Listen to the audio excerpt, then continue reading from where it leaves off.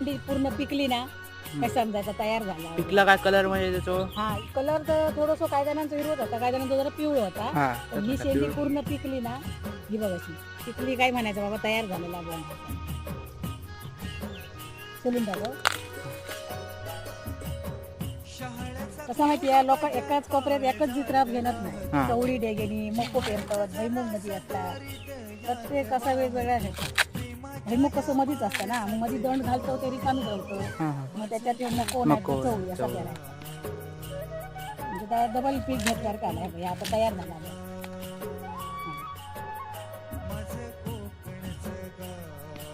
म्हणजे आता ते आपण उकडून किंवा उकडून खाऊ शकतो. आता विकूक नाही. विकूक नाही. हो. या गावठी बाजारात दर हो, असतात हो, ना. जाता, हो.